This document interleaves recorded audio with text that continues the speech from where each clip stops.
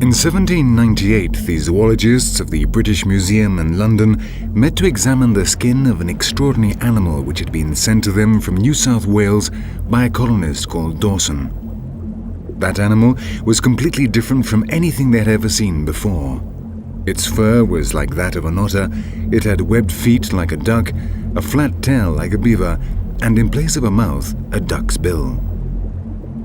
Those experts declared Dawson's animal to be an elaborate hoax, but in reality, it was just one example of an entirely different wildlife.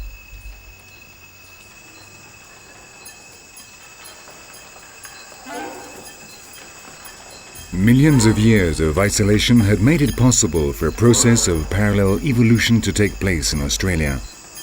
Ancient groups of mammals who had tried their luck in the fight for survival had almost entirely disappeared from the other continents. While alone on this enormous island in the southern hemisphere, they were able to diversify far away from their better-equipped competitors.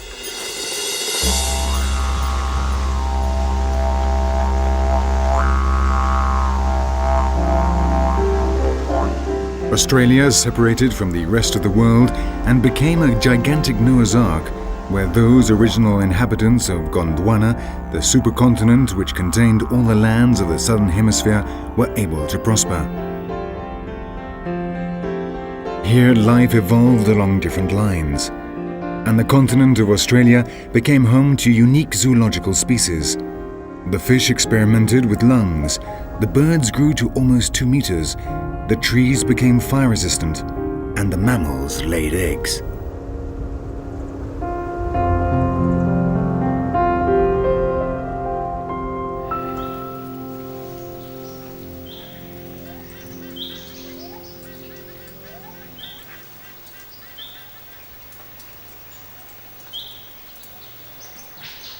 The story of the inhabitants of this Terra Australis can be traced back to the distant days when all the continents of the southern hemisphere were one. Dense rainforests covered the edges of the supercontinent Gondwana. The world was then a warmer and more humid place in which enormous dinosaurs ruled over a zoology and permanent evolution. But alongside the enormous prehistoric dragons, protected within the jungles, lived other smaller and more recent creatures, waiting for the climatic changes which would prove to be an insuperable obstacle for the powerful lizards.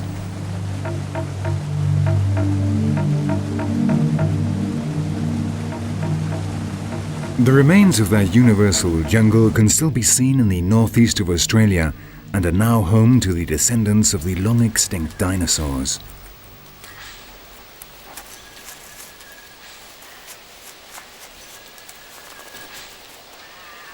The birds are the most numerous species in this green, suffocatingly humid world. Their ability to fly meant that they were not condemned to isolation like the land creatures of Australia, and competition with the species from the rest of the world produced new types of bird, which then came to these Jurassic forests and stayed forever.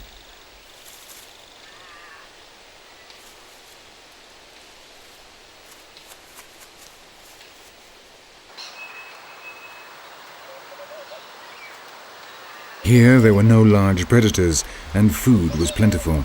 So many species of birds became part of the history of this independent evolution, giving rise to extraordinary creatures.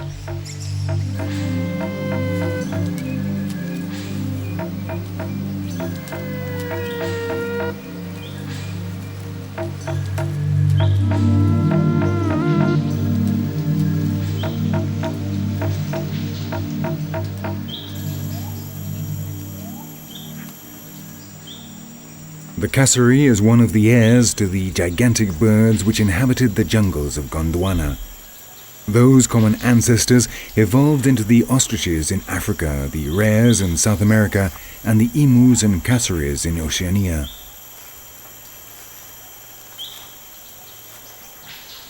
The common cassowary measures almost 2 meters and weighs around 60 kilos. A giant in terms of present-day birds, but a mere lightweight when compared to its close relative, the moas. Both moas and cassowaries were descended from a common ancestor, and the moas inhabited New Zealand until the arrival of the Maoris in 1350. They measured almost 4 meters and weighed 250 kilos. But even they had a bigger brother, the elephant bird, weighing 500 kilos.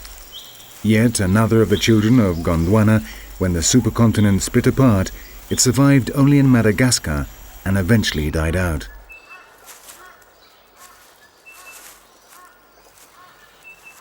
Despite its appearance, the cassowary is a relatively recent bird. It is believed that it only separated from its primitive ancestor around 10,000 years ago. On the other hand, other more normal-looking birds are among the oldest inhabitants of these Australian jungles, the mound builders, a group of birds which were the first to become separated from the main branch of ornithological evolution.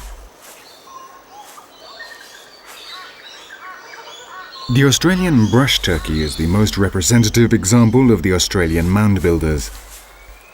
The males build nests which can be up to a meter high by collecting together up to 4 tons of vegetable material. Tiny fungi live among the dead leaves, decomposing them and releasing heat as they breathe. In this way, the nest becomes a gigantic incubator. In it, a number of females lay their eggs, and the male will look after them, making sure that the temperature of the nest remains constant.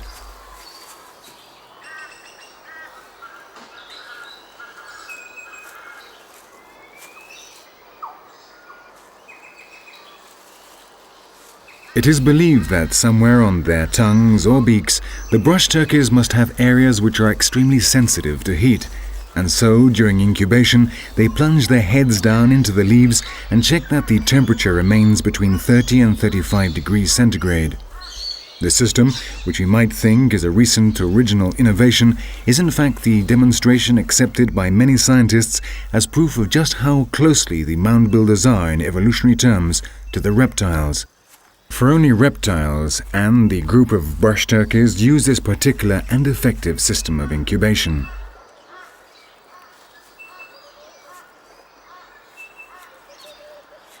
Although there's enormous variety of birds in Australia, the outstanding examples of wildlife evolution in this continent belong to an entirely different branch of the animal kingdom. In those distant forests 100 million years ago, there lived different types of mammals who sought to ensure their survival by using different means of reproduction. The monotremes, the oldest of all, were mammals but laid eggs. The eutherians gave birth to completely developed young, and the marsupials, somewhere between these two extremes, completed their development outside the mother's body. Competition was extremely tough. The eutherian mammals were victorious in almost all the corners of the earth. But when Australia became an independent island around 50 million years ago, none of these new mammals with placentas had yet colonized its lands, and Terra Australis became the kingdom of the marsupials.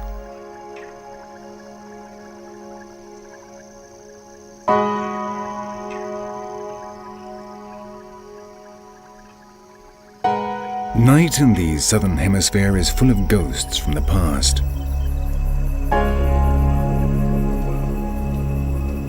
When darkness falls, shadows come to life in the ancient forests of northeast Australia.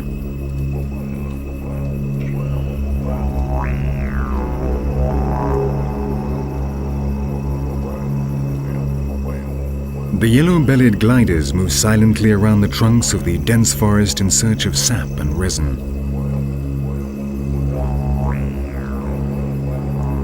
When the dinosaurs prowled around the jungles of Gondwana, their cycle of activity took place during the daytime, determined by the sun, which activated their gigantic circulatory systems. At that time, the mammals were nocturnal creatures who, whenever possible, avoided encounters with the enormous lizards. The habits of those first marsupials can still be observed in many of the species of present-day Australia, and the nights are alive with furtive movements.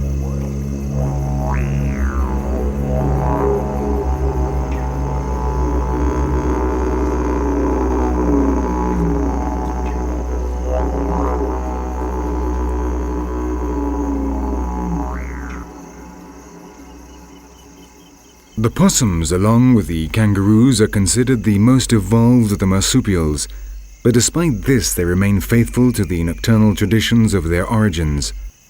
Millions of years in the dark of the jungle has equipped them with excellent climbing skills and the ability to see and hear in the humid shadows of their environment.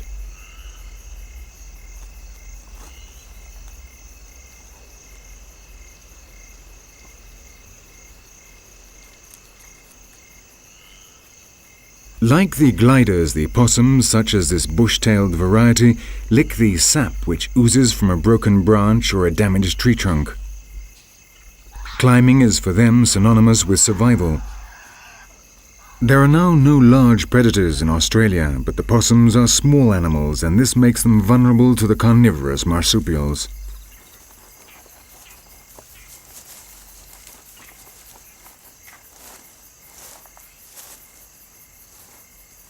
For the European scientists, basing their studies on the original zoological classifications, it was clear that the marsupials were inferior to the mammals that inhabited the old continent of Europe. So much so that they named the mammals of this European group Eutherians, which in Greek means perfect mammals.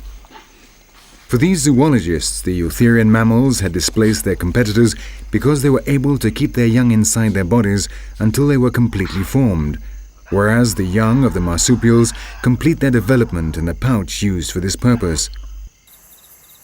But if the first zoological classification had been carried out in Sydney instead of in ancient Athens, the conclusions might well have been very different.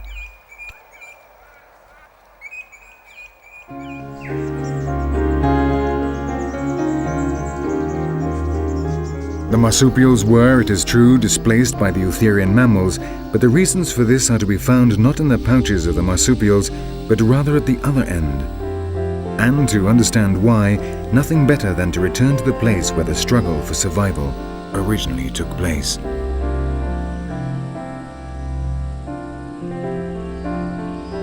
The jungles of South America were, like those of Australia, once part of Gondwana. Back then, monotremes, marsupials and eutherians coexisted in the primeval forests. But the last of these three little by little gained ground as their new evolutionary prototypes improved. And these monkeys of the New World are the best examples of the final victors.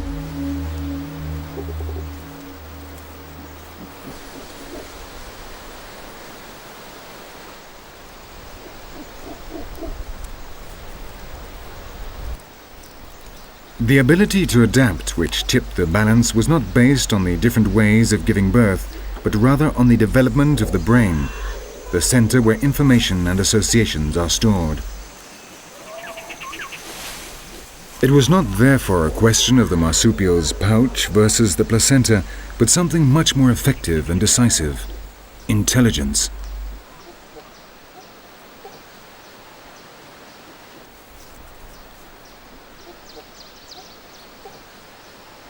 The new mammals not only had placentas, they were also more intelligent, and they took over the majority of the habitats of the monotremes and the marsupials.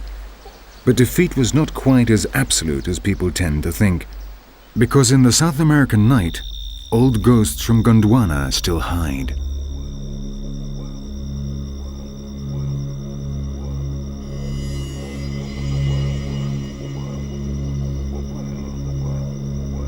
This is an opossum, a marsupial which is so well equipped to compete against its eternal rivals that not only has it not disappeared from South America, it has even managed to conquer the lands of the north of the continent.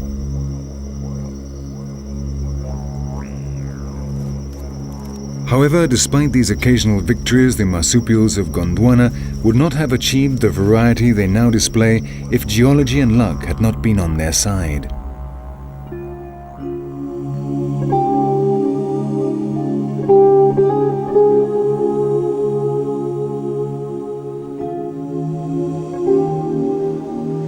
Everything began with a great journey across the Indian Ocean millions of years ago.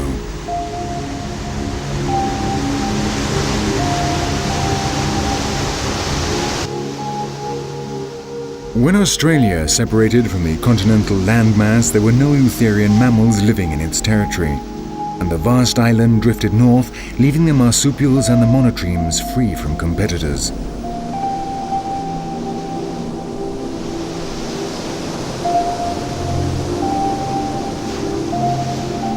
This was just the beginning of the great marsupial adventure, a period of enormous changes.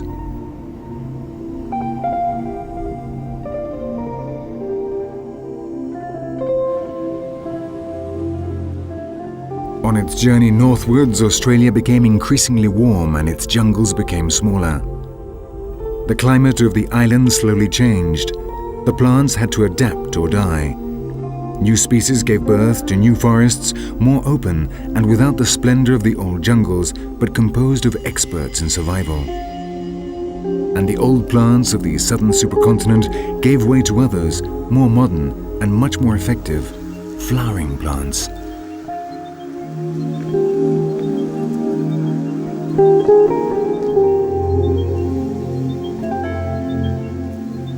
Flowering plants and more open spaces had immediate consequences for the zoology of Australia. The new forests were more accessible than the jungles, and the flowers were attractive, appetizing, and highly nutritious food sources. And very soon, animals arrived to eat them.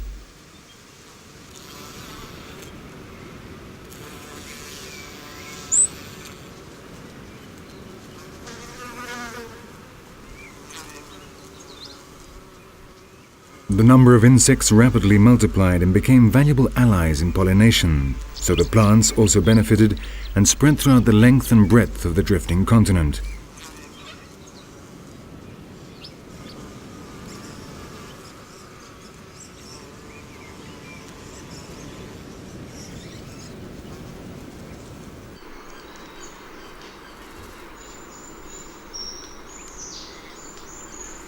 For the birds, the change was a twofold advantage because many of them fed on the ever more numerous insects, while for others the flowers were valuable sources of energy.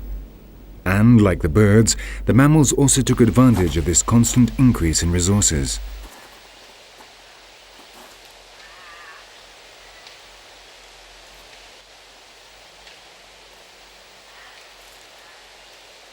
The hare wallabies made double use of the bush forests.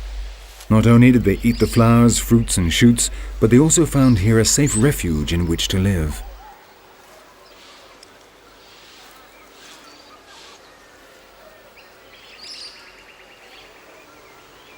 This spectacled hare wallaby is marking its territory in the full light of day. Because once the enormous lizards of Gondwana had disappeared, the daylight hours were free from these colossal competitors, and some marsupials became diurnal.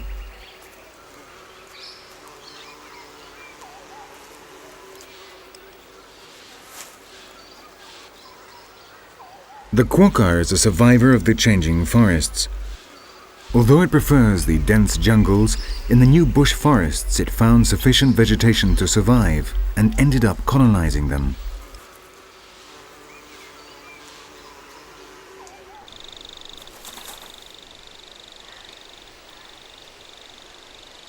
The numbat, on the other hand, specialized in obtaining food from a source not exploited by any other marsupial. It is today the only animal in Australia which feeds on termites, an excellent way of avoiding competition. But not everything was easy for these small, adaptable mammals of the island of Australia.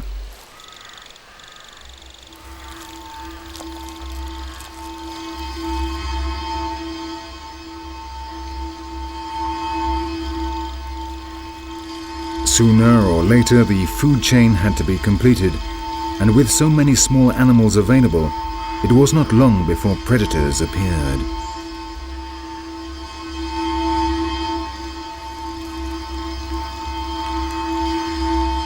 The olive-colored python is a real all-rounder. Small marsupials, lizards, tiny birds and reptile eggs all form part of its diet, and it is equally adept at hunting on the ground or in the trees.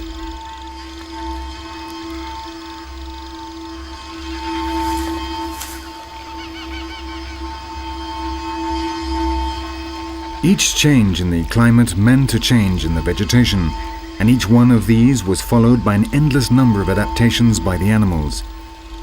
And Australia continued moving north on its slow journey across the Indian Ocean.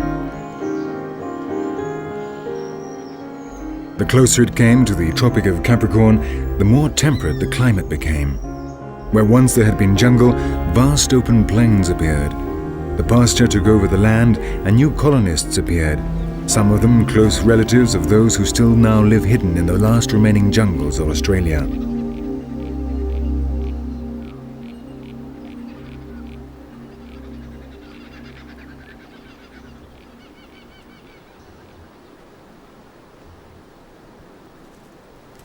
The emu is a close relative of the cassowary, but because it has been able to adapt to the plains, it has spread over a much larger area of Australia. When the breeding season arrives, the males do almost all the work. In a protected spot from which the surrounding area can be observed, the male prepares a simple nest. The female merely lays the eggs and then leaves incubation up to her mate. During this time, approximately 2 months, the male does not eat, drink, or even defecate, while the female only helps him for the first 2 weeks, chasing away intruders.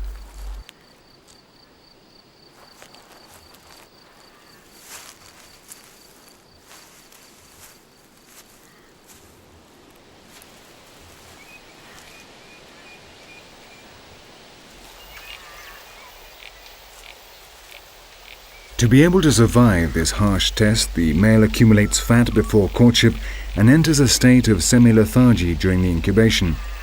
But it's all worth it if, after 8 weeks, the chicks are hatched safe and sound.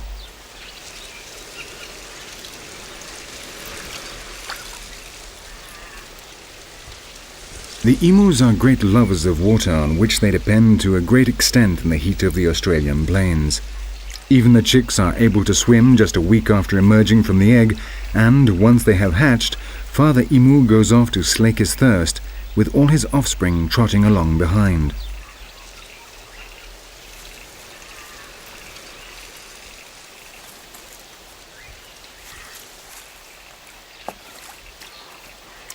The open plains were a new testing ground for the animals of Australia.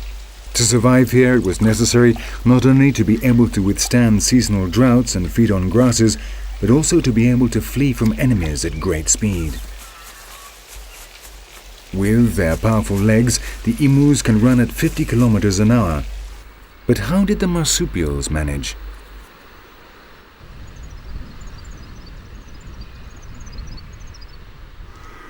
Away from the protective cover of the forest, there were no trees to seek refuge in, and the main food source was pasture. And nonetheless, the plains were to be the place where the most emblematic animals of the entire continent would evolve, the kangaroos.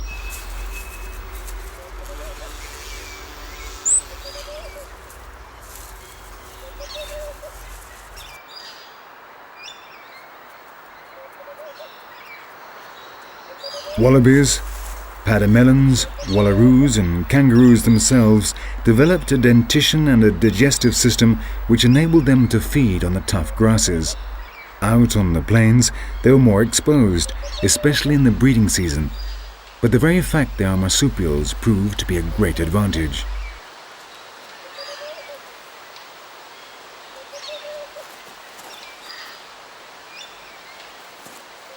When they had to take flight, they simply put their young in the pouch and fled at great speed. The marsupial's pouch replaced the protective jungles for these young and inexpert kangaroos. There they had shelter, protection.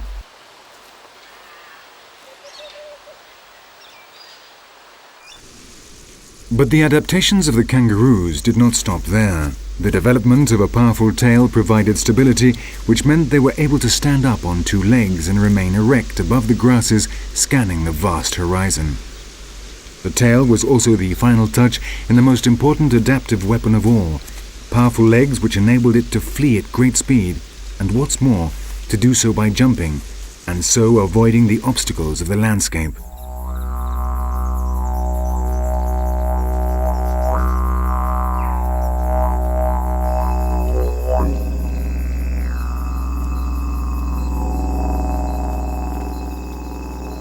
A quoll, a carnivorous marsupial which the colonists named the native cat, in order to distinguish it from the domestic cats they brought with them in their ships.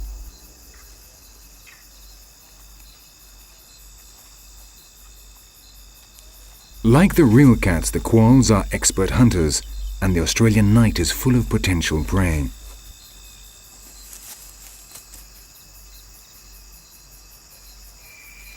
Insects are an important part of the diet of this small, silent, nocturnal hunter, so the formation of open land was to their advantage.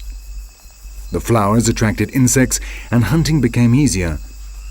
But approximately 15 million years ago, when the continent of Australia came close enough to the islands of what is now Indonesia, some rodents managed to reach the coast and immediately became highly valued prey for the native hunters.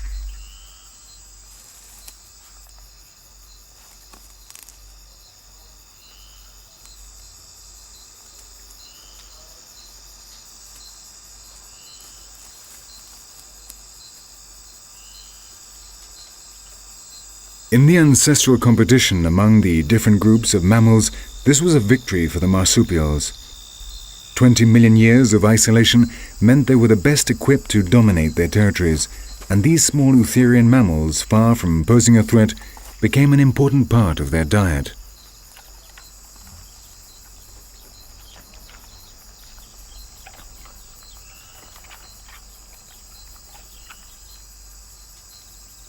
In the distant days of the fragmentation of Gondwana, Australia was inhabited by large marsupials.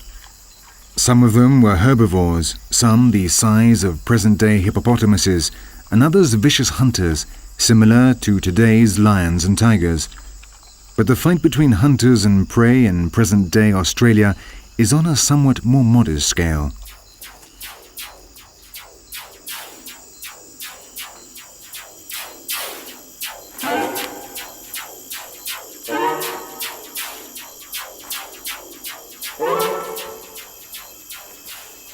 On the soft ground covered in leaves, a bandicoot is looking for worms and insects hidden in the shadows. The same leaves that hide tasty mouthfuls also serve to cover its tunnels in which it takes refuge when danger appears. Because though they may look cute, some of the nocturnal marsupials are in fact fierce hunters.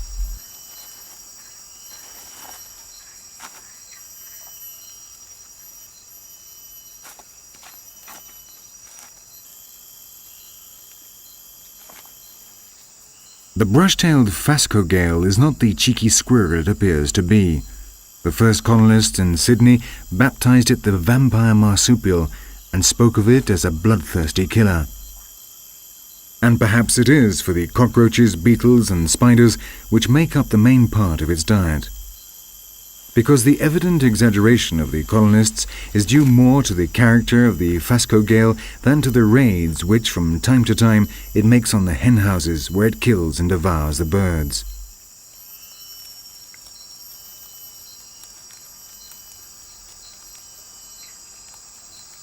The unions of marsupials and rodents made new adaptations necessary. Both groups competed for the same resources, and in this battle new and original means of survival appeared.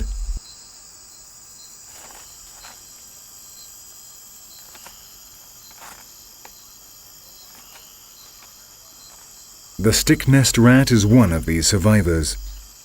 It is a small rodent barely 20 centimeters long which feeds on leaves and fruits and is much sought after by the carnivorous marsupials. In order to survive, it learned to construct large nests with branches and leaves which covered and protected its underground galleries.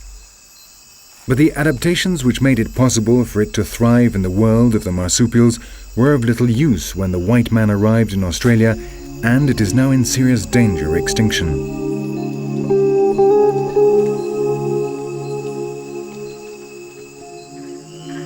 The trees of the jungle were always a place of refuge and expansion for the marsupials. As foliage became sparser due to climate warming, they were forced to colonize the plains and grasslands. But some of the close relatives of those who live on the pastures returned to the trees they had originally come from, and this is the result.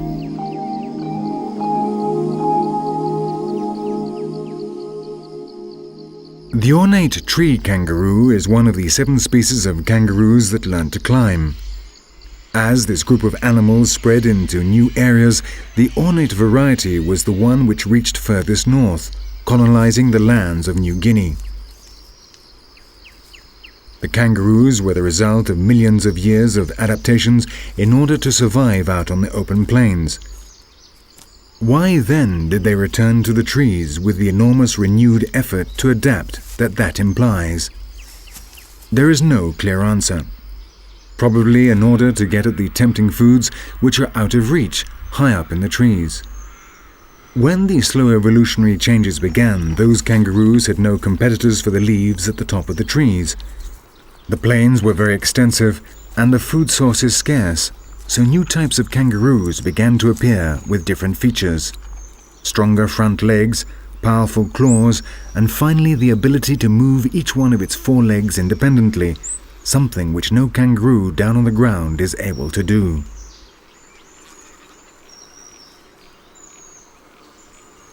At the same time, the different kangaroos that had invaded the plains were in competition with each other. But as the climate became increasingly temperate and there was ever more open land, the kangaroos, which had developed a digestive system capable of assimilating the tough grasses, continued to expand.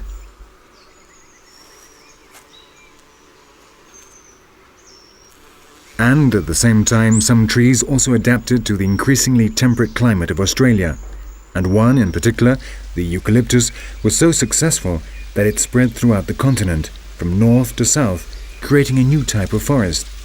And as soon as this new habitat appeared, there was a marsupial ready to take advantage of it.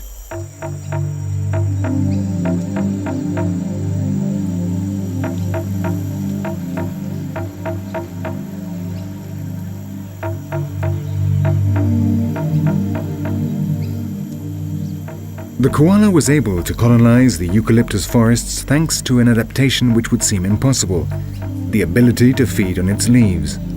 The leaves of the eucalyptus tree are a combination of low-quality food, indigestible material, and active poisons. Any animal that could adapt and make use of these leaves would have absolutely no competitors, and that is precisely what the koala did.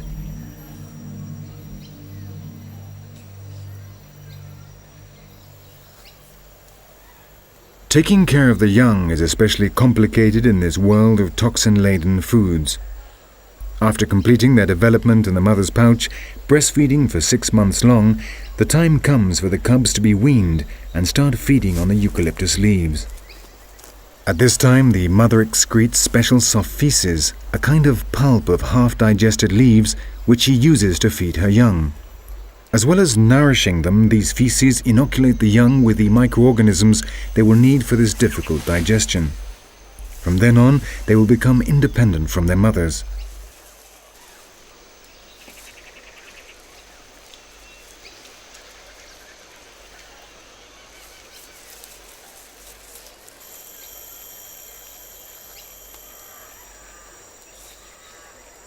For most part of the day, the koalas rest among the branches of the trees.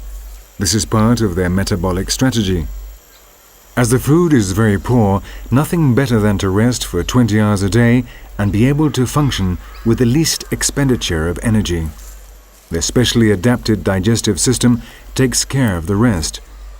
500 grams of these poisonous leaves a day are enough to keep a koala going.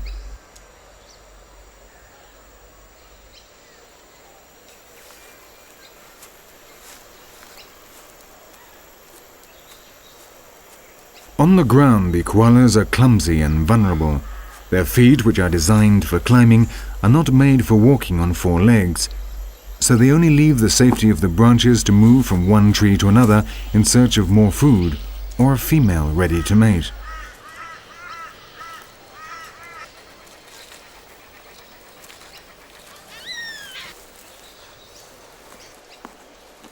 The koala is an example of the incredible versatility of adaptation of the marsupial mammals of Australia.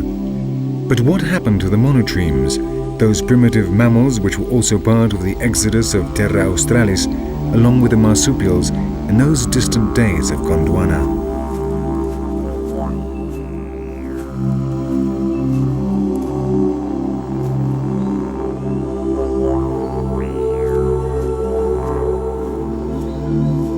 Some scientists consider them the losers.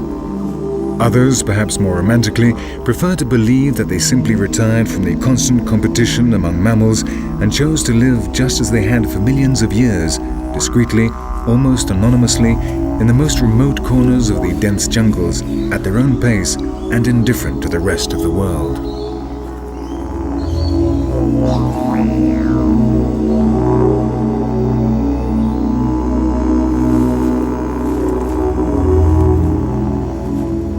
Today, in the entire world, there are only 3 existing species of these archaic mammals that lay eggs. 2 of them are echidnas, the long-snouted variety in New Guinea, and this one, the short-snouted variety, which can be found throughout Australia.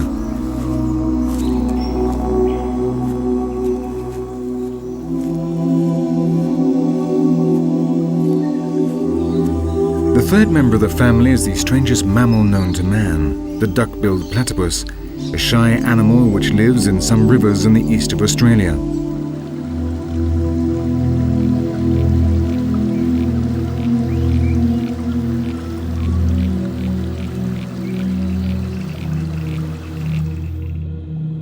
The rivers of Australia were no exception in the parallel evolution which has taken place over the 50 million years that Australia has been travelling alone across the Indian Ocean.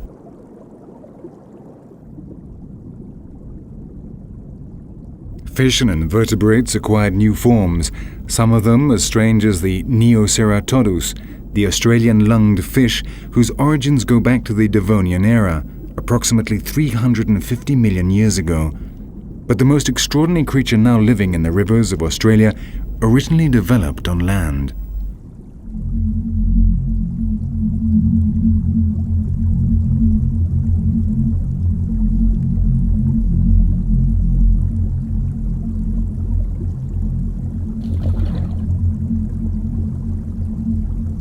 The duck-billed platypus looks like an impossible compendium of different zoological types.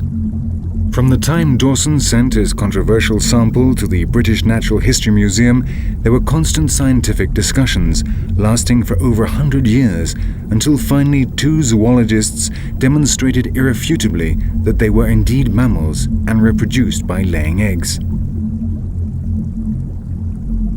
Although they are small in size, the duck-billed platypuses would seem to have an insatiable appetite. This one has found a river crab. Crustaceans, mollusks, annelids, and even amphibians form part of their extremely varied diet, and their peculiar morphology means they are able to hunt their prey even in muddy waters.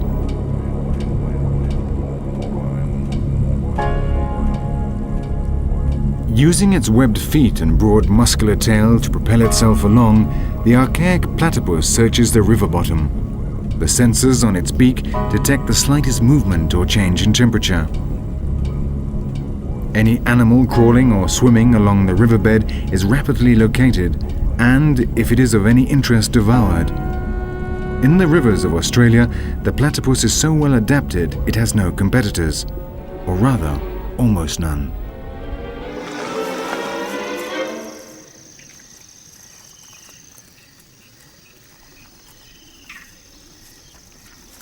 As in so many other environmental niches, the placentary mammals have also come up with a prototype.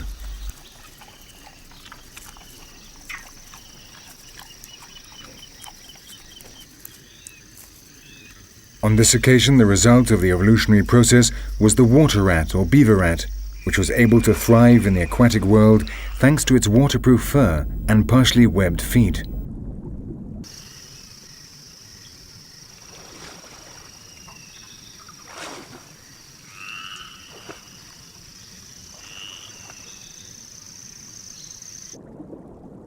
Strangely, no marsupial tried to colonize the rivers of Australia, and so the freshwater resources of this continent are shared between the modern water rat and the archaic duck-billed platypus.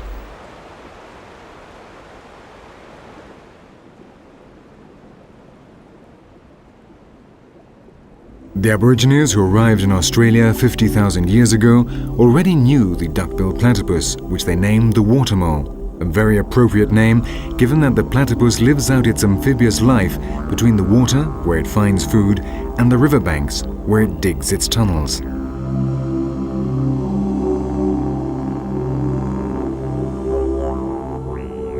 Their dependence on the rivers, however, limited the spread of the survivor from Gondwana, because as Australia became increasingly dry, as the rivers of the interior slowly disappeared with the rise in temperatures, deserts were formed.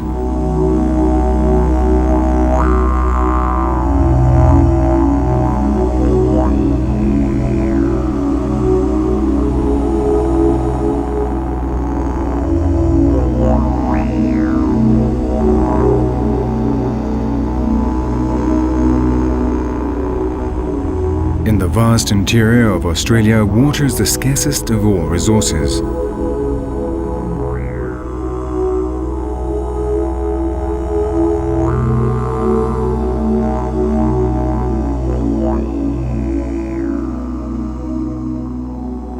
Among these ancient mountains and valleys worn away by millions of years of erosion lie the last remaining watercourses of bone-dry Australia.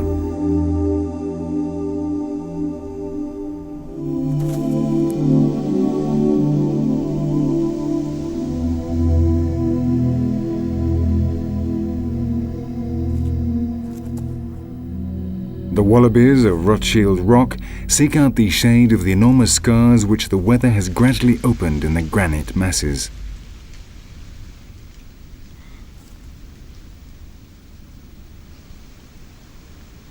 Here in the irregular passageways of the rocky maze, there is a difference of at least 15 degrees centigrade compared to the surface scorched by the sun, while in the freezing cold nights the rocks radiate back part of the heat absorbed during the day, and so they are also the wallabies' heating system.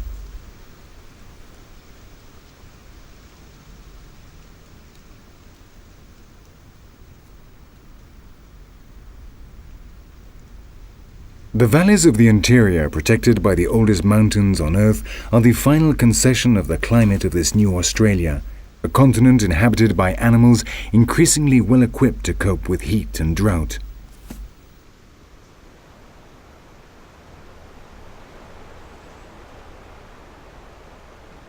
Because beyond these valleys, stretching across to an apparently infinite horizon, lies the unforgiving desert.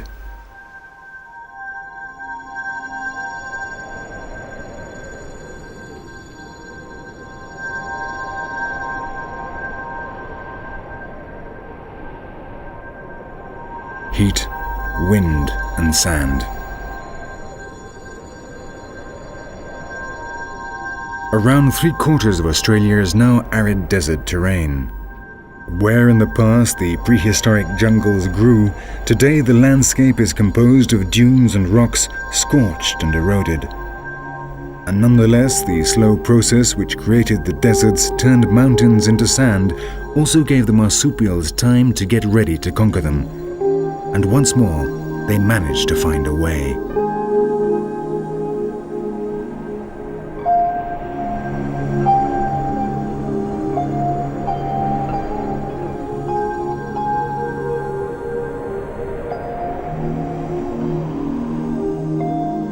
Sunset, when the scorching, merciless heat finally abates, marks the beginning of activity in the desert.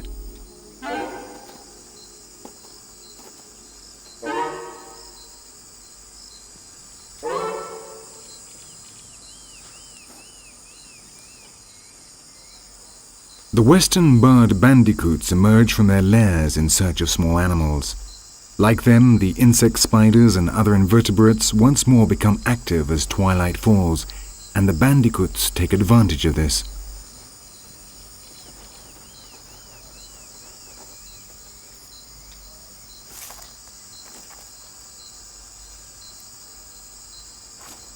Almost all the small marsupials which live in or around the desert take advantage of the shade and protection of the scarce bushes, digging their lairs beneath them, so that the entrance to their shelters is as protected and as cool as possible.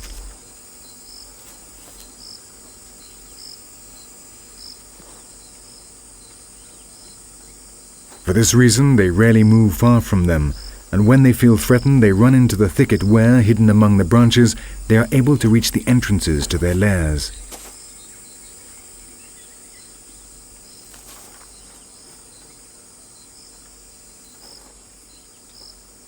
The bilbies have also come out with the fall of night.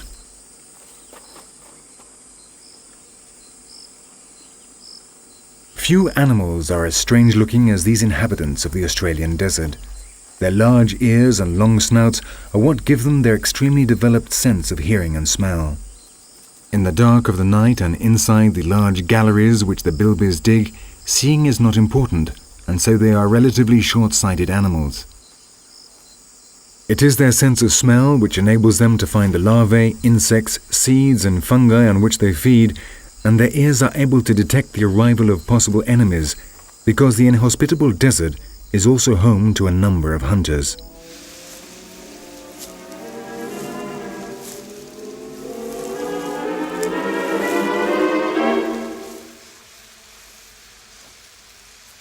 A monitor lizard is out hunting.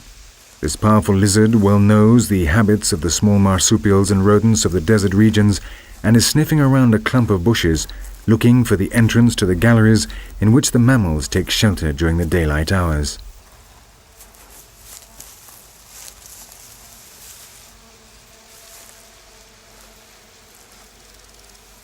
In Australia, there are 20 species of monitor lizards, or guanas as they are known here. They live in almost all the ecosystems of the continent, demonstrating their ability to adapt to all types of the environment. They are, in a way, the final revenge of those enormous dinosaurs which, in remote times, over 100 million years ago, ruled over these lands, now changed beyond all recognition.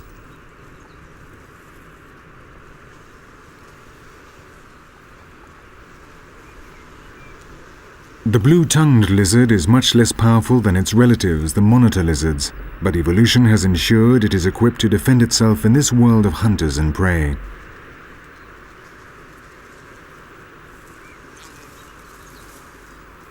A curious black-shouldered kite approaches and the lizard brings out one of its weapons.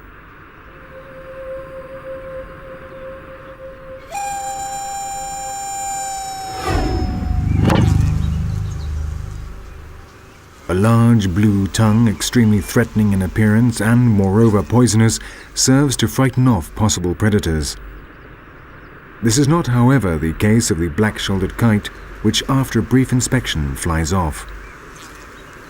The Australian reptiles, like all the other classes of land animals, found their space within the generous and changing island in the southern hemisphere. But 50,000 years ago, a new creature arrived from the north. It was different from any of those already living here and had one devastating peculiarity. Instead of adapting to the environment, it forced the surroundings to change and to adapt to it.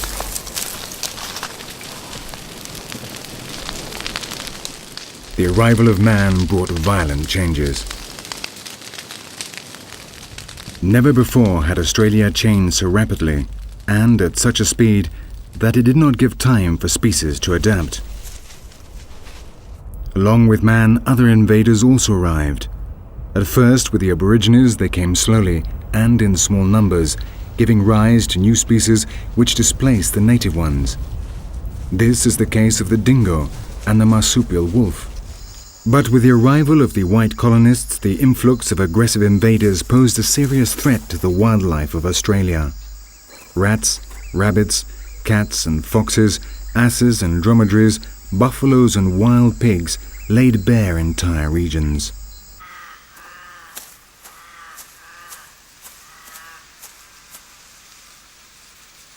These new invasions have demonstrated the fragility of an ecosystem which for so long remained isolated, and the not-too-distant future may well bring yet another threat.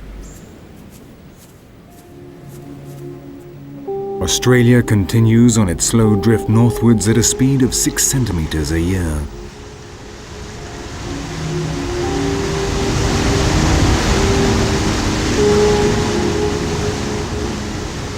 At present, a narrow strait is all that separates the fauna of the two continents.